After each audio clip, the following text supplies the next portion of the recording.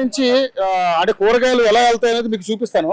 అన్ని ఆటోలు మొత్తం కూరగాయలు ఇలా ఇది ఒక ఆటోనే కాదు, చాలా ఆటోలు, రోజుకు కొన్ని వందల ఆటోలు కూరగాయలు ఇక్కడ నుంచి పండించిన కూరగాయలన్నీ కూడా వెళ్తా ఉంటాయండి. ఈ ఊరు నుంచే నల్లవల్లి గ్రామం నుంచి చూడండి ఒకసారి అన్ని కూడా. కానీ ఇటువంటి ప్రకృతి ఇంత అద్భుతంగా ఆర్గానిక్ గా పండించే ఈ పంటలన్నీ కూడా రేపు కనుమరుగే అవకాశం ఉంది డంప్ యార్డ్ వల్ల. సో ఇక్కడ ప్రజలందరూ కూడా అదే మొత్తుకుంటున్నారు, వాళ్ళందరూ కూడా వాళ్ళ యొక్క బాధ కూడా అదే. అద్భుతంగా ఇక్కడ లోకల్ గా నాటు టమాటాలు కానీ కూరగాయలు, అన్ని రకాల కూరగాయలు అన్ని కూడా పండించే అవకాశం ఉంది. సో దాన్ని ఈ రోజు కబలించే ప్రయత్నం జరుగుతూ ఉంది. సో అది చూస్తే చాలా బాగా అనిపిస్తుంది. రైతులందరూ కూడా ఈ రోజు చాలా గట్టిగా పట్టుదలగా ఈ యొక్క ఉద్యమం ఎందుకు చేస్తున్నారంటే ఇదే. ఎందుకంటే పండించే రైతన్నని ఈ రోజున రోడ్డు మీద పడేసే కార్యక్రమం జరుగుతుందని చెప్పేసి మాట్లాడుతున్నారు. చూసారు కదండి ఎంత అద్భుతంగా. ఇవి తింటే మన ఆరోగ్యం ఇక్కడ నిజంగా ఎంత ఆరోగ్యంగా ఉండాలంటే ఇలాంటి ఆహారం తినాలి. సో మరి ఇవన్నీ కూడా రేపొద్దున కనుమరిగే అవకాశం ఉంటుంది. ఇప్పుడు టమాటా వీళ్ళ రేటు వీళ్ళు గిట్టుబాటు ధర లేకపోయినా ఇక్కడి నుంచి పండించి ఆటోలలో తీసుకెళ్లి మా హైదరాబాద్ దాదాపుగా చాలా ప్రాంతాలకి అద్భుతం, మన హైటెక్ సిటీ లాంటి ప్రాంతాలకు కూడా అక్కడ సంతల్లో వీటిని విక్రయించే అవకాశం ఉంటుంది. కాబట్టి దయచేసి ప్రభుత్వం ఒకసారి ఆలోచించాలని మనస్ఫూర్తిగా నేను కోరుకుంటున్నాను. రైతులందరూ కూడా చాలా మీరు రైతే కదా సార్? ఏంటండి ఎక్కడి నుంచి తీసుకొస్తున్నారు ఇవి? నల్లవల్లి విలేజ్ నుండి తీసుకుపోతున్నాం సార్. ఇక్కడ పోలీసు నిర్బంధం పెట్టేసి మమ్మల్ని టెంట్ల కింద ఉష్ణ పెట్టేసి మా పనులు సక్రమంగా చేసుకోకుండా ఈ రోజు ఆ చెత్త డంప్ యార్డ్ అనే నేమ్ తీసుకొచ్చేసి ఈ టమాటా పండ్లు మేము హైదరాబాద్ కు మొత్తం పంపిస్తాము. మా తాతల కాలం నుండి ఇదే వ్యవసాయం చేస్తాము. మోండా మార్కెట్ కు అప్పుడు మా పెద్దలు ధరలిద్దరు. ఇప్పుడు ఆస్మాన్ పేట్, భరత్ నగర్, షాపూర్, పటంచెరు ఈ కాన్స్టెన్సీలలో మొత్తం మా టమాటా మొత్తం వంకాయ, టమాటా, బెండకాయ, చిక్కుడుకాయ, మెంతం కూర, అల్లన్న వగైరా వగైరా కూరగాయలు అన్ని కూరగాయలు మేము పంపిస్తాము. మాకు ఇలా దారుణంగా చేసి మా రైతులను మొత్తం టెంట్ల కింద కూర్చుని పెట్టేసి పనులు చేసుకోకుండా ఒక నిర్బంధం పెట్టేసి రైతులని నిర్బంధం పెట్టేసి పోలీస్ పహార్లా అక్కడ పనులు నడిపిస్తారు డంప్ యార్డ్ అనే నేమ్ తోటి.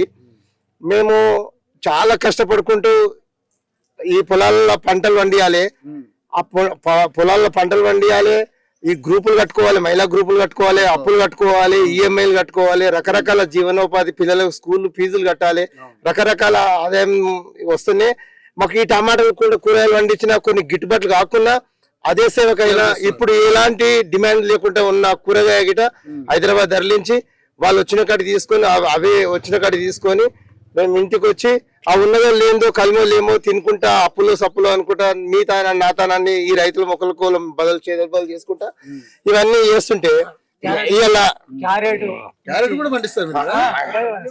మొత్తం మీద మమ్మల్ని నిర్బంధం చేసి ఒక దుర్మార్గమైన ఆలోచన చేసి ఈ రైతాంగాన్ని ఒక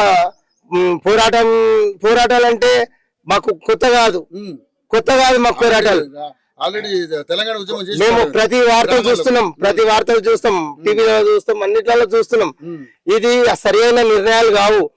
ఒకవేళ మా మనసును నొక్కినైతే మా మనసును నొప్పిస్తే మేము మౌనంగా టెంట్ కింద కూర్చున్నామని చెప్పి ఆలోచన మీరు సుదీర్ఘంగా ఆలోచన చేసుకుంటూ కూర్చుంటే మా ఆలోచనల విధానాలు చేంజ్ అవుతాయి. మేము పోరాటాలు చేసే మార్గాలు ఎంచుకుంటాం.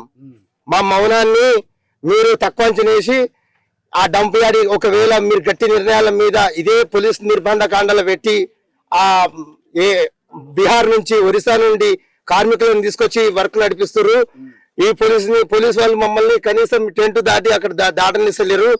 మేము కనీసం నిరసన వ్యక్తం చేయడానికి కనీసం మా విలేజ్ పర్సన్స్ పోయి మేము చూస్తామన్నా గానీ ఎటువంటి వాళ్ళకు అనుమతి లేకుండా చేస్తుండ్రు. భారీ మాకు చాలా బాధ అనిపిస్తుంది సార్, ఏడుపు వస్తుంది. చాలా పోరాటాలే ఒకటి మా మౌనం చాలా చూస్తారు. అక్కడ కాగ్ అనే పేరుతోటి నేమ్ తోటి ఒక నక్సలిజం అణచివేస్తారు. అదే అన్నం ఉంటే ఈ రోజు ఇక్కడ డంప్ యార్డ్ కాదు, ఇక్కడ దరిదాపులో రాకపోదురు. అయినప్పటికీ మా మౌనాన్ని వీళ్ళు ఒక చాతగానితనం కింద తీసుకొని మమ్మల్ని విప్లవ బాటలో పోనీయకుండా చూసే మార్గం దయచేసి మీడియా, మెయిన్ ఇంపార్టెంట్ మీడియా వాళ్ళకు 10,000 దండాలు అయినా ఎవరు రారు, ఏది రాదు. ఫస్ట్ మీడియా దెబ్బలు తినడానికైనా మీ ప్రాణాలకు త్యాగాలు చేసైనా మీడియాకు చాలా కష్టాలు ఉంటాయి. ఒక్కసారి దీని దృష్టి ఆ సెక్రటరీ హాల్ దగ్గర తీసుకుపోయి సీఎం దాకా తీసుకుపోండి. రేవంత్ అన్న మన మన ఏంది మన ఈయన రఘునందన్ రావు సార్ మాట్లాడిండు, మా వాళ్ళని తీసుకుపోయి అక్కడ మాకు పేర్లు రావు, పలానా పేర్లు ఏం దాకా చెప్పుకుంటాం. ఈ పంటలేడ వండియాలి, నీళ్ళేడ వారబెట్టాలి, ఆ కలుపులేడ తీయాలి, టెంట్ కింద కూర్చొని ఎక్కడ మాట్లాడాలి. మొన్న రఘునందన్ రావు సార్ సీరియస్ అయ్యిండు. సీరియస్ అయ్యి వాళ్ళని నిడిపిస్తారా, నేను ఢిల్లీకి నుంచి రావాలన్నా అని చెప్పి వార్తలు విన్నాం మేము ప్రెస్ మీట్ లో పెట్టి. ఇవన్నీ ఎక్కడ ప్రెస్ మీట్ చల్లగా ఉంటేనే మా వార్తలు పోతాయి. మా వార్తలు పోకుండా చేస్తారు. తప్పకుండా ఇలాంటి సమస్యలు ఉన్నప్పుడు తప్పకుండా మేమైతే మీ పక్షాన ఉంటాం, రైతుల పక్షాన ఉంటాం, ప్రజల పక్షాన ఉంటాం. ఈ రోజు ఇంత దూరం వచ్చామంటే దానికి కారణం అదే. మీరు పడుతున్న ఇబ్బందులు కనీసం మీడియాకు చూపించాలి, ప్రభుత్వానికి తెలపాలనే ఉద్దేశంతో వచ్చాం. మీ బాధ నాకు అర్థం అవుతుంది. ఎంత మంచి పంటలు పండించి మీరు ప్రజలకు ఇక్కడ అందరికి ఆరోగ్యాన్ని ఇస్తా ఉన్నారు. కానీ ఈ రోజు అటువంటి ఆరోగ్యం చూస్తారు కదా ఈ టమాటాలు ఎలాంటి మందులు కొట్టం. ఒక మన పెండ, ఒక పశువులతో చేసుకున్నటువంటి ఎరువు, యాప పిండితో కలుపుకున్న ఒక చాలా కష్టం ఉంటది. అవన్నీ కంపోస్ట్ తో తయారు చేసుకున్నటువంటి శాస్త్రవేత్తలు మమ్మల్ని తీసుకుపోయి బస్సులలో కూర్చుని ఎక్కడెక్కడ తీసుకుపోయి పంటలు చూపిస్తుంటారు మాకు. ఇది ఎక్కడ సార్?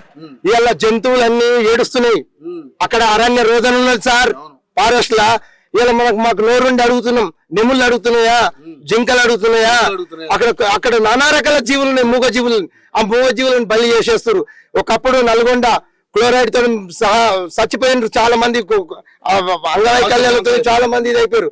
ఈ రోజు నల్లవల్లి ప్రాంతంలో పెట్టి మమ్మల్ని అంగవైకల్యాలు చేయాలని ఆలోచన చేస్తుంటే మా సహనం అద్దు అనేది ఒకటి గీత ఉంది. ఆ గీత మేరకు మేము ఓపిక ఉంటది, ఏ దానికైనా సహనం ఒక ఉంటది. మీకు దండం పెట్టి చెప్తున్నాం, రాజకీయ నాయకులారా ఖబర్దార్, జాగ్రత్త. రైతాంగం నుంచి చెప్తున్నాం, ఒక్కసారి ఆలోచన చేయండి. పోరాటాల ద్వారానే విజయవంతమైతది. పోరాటాలు అనేది చేయాలంటే ఇక్కడ ఉద్యమాలు అనేటివి నేమ్స్ చాలా ఉన్నాయి, నానా రకాల ఉద్యమాలు ఉన్నాయి. ఆ ఉద్యమాల బాటలలో మేము పోవాలని తెలుసుకుంటున్నాం. మేము శాంతియుతంగా చేయాలనుకుంటున్నాం, నిరసన వ్యక్తం చేస్తున్నాం. దయచేసి దండం పెట్టి చెప్తున్నాం, మా రైతాంగాన్ని ఒకసారి ఆలోచన చేయండి. మా తిండి తినుకుంటూ మీ లెట్రిన్ బాత్రూమ్ తీసుకొచ్చి మాకు వద్దురా డంపియాడు, వద్దురా డంపియాడు, వద్దురా. Thank you. నిజంగానే మీ ఆవేదన, మీ బాధ నాకు అర్థమైంది. ఏం పేరు అన్నారు? నా పేరు వెంకటేష్ వెంకటేష్ గారు. కానీ నిజంగానే మిమ్మల్ని చూస్తుంటే నాకు నిజంగా జాలనిపిస్తుంది. మీ అందరు రైతులు కూడా చాలా కష్టపడుతున్నారు, మంచిగా ఆరోగ్యవంతంగా అంగట్లోకి వెళ్ళిపోతాం సార్, మాకు ఎందుకంటే టైం లేదు. మొత్తంగా చూసుకుంటే రైతులు పండించే పంటలన్నీ కూడా ఈ రోజు కనుమరుగే పరిస్థితి ఉంది. కానీ ఈ రోజు సిటీలో ఎవరు ఏ భోజనం చేయాలన్నా ఎక్కడి నుంచి వచ్చే పంటల నుంచి వచ్చే కూరగాయలు, బెండకాయలు కావచ్చు, వంకాయలు కావచ్చు, అదేవిధంగా చూశాను నేను ఎంత బాగున్నాయి. క్యారెట్ కూడా ఇక్కడే పండుతుంది. ఇయే కాదు, చాలా రకాల కూరగాయలు ఇక్కడే పండుతా ఉన్నాయి. సో అటువంటి ఈ ప్రాంతాన్ని విషతుల్యం చేయాలని, దాన్ని మొత్తం కూడా ఇక్కడ అంతా కూడా వాతావరణాన్ని అంతా, పర్యావరణాన్ని అంతా నాశనం చేయాలని చెప్పేసి రకరకాల విమర్శలు వస్తా ఉన్నాయి, రకరకాల కుట్రలు జరుగుతా ఉన్నాయి. సో మహిళలు కూడా చూశారు కదా, పెద్ద ఎత్తున ఇక్కడ అందరూ కూడా పిల్ల జల్ల ముసలి ముతక అందరూ కూడా ఇక్కడ కూర్చుని నిరసన కార్యక్రమం తెలియజేస్తా ఉన్నారు. సో మరి దీన్ని ఏ విధంగా చూడాలి ఏంటి అనేది ఇక్కడ అందరితో కూడా మాట్లాడాం. సో దీని మీద ప్రభుత్వం కూడా ఒక నిర్ణయం తీసుకోవాలి, తప్పకుండా వాళ్ళకి న్యాయం చేయాలి. ఒకవేళ న్యాయం చేయకపోతే మరో ఉద్యమానికి కూడా మేము సిద్ధపడతాం. మేము చేతకాని వాళ్ళం కాదు, అమాయకులం కాదు, మేము కూడా చదువుకున్న వాళ్ళమే. రైతులంటే కూడా చదువుకున్న వాళ్ళే, అందులో ఎవరు కూడా అమాయకులు లేరు, పిచ్చోళ్ళు లేరు అని చెప్పేసి వాళ్ళు చాలా గట్టిగా వార్నింగ్ కూడా ప్రభుత్వానికి ఇస్తా ఉన్నారు. కానీ ప్రభుత్వం కూడా ఒక్కసారి పునరాలోచన చేసుకోవాలి. ఎందుకంటే ఇక్కడ అంతా కూడా వాతావరణం, మంచి వాతావరణం, అటవీ ప్రాంతం. ఇందాక రైతు అన్నారు, ఇక్కడ మనుషుల ప్రాణాలు ఒక రకం అయితే, జంతువులు చాలా ఉన్నాయి అక్కడ, నెమళ్ళు కానీ కోతులు కానీ జీవరాశులు చాలా. ఇదంతా నర్సాపూర్ ఫారెస్ట్లో, మరి వాటి బతుకు కూడా నాశనం అయిపోయే పరిస్థితి కనబడతా ఉంది. సో దయచేసి ప్రభుత్వం ఒకసారి పునరాలోచన చేసుకుని వీళ్ళందరూ న్యాయం చేయాలని చెప్పేసి యూఐటీ ద్వారా మేము కూడా అప్పీల్ చేస్తా ఉన్నాం. Vote studio.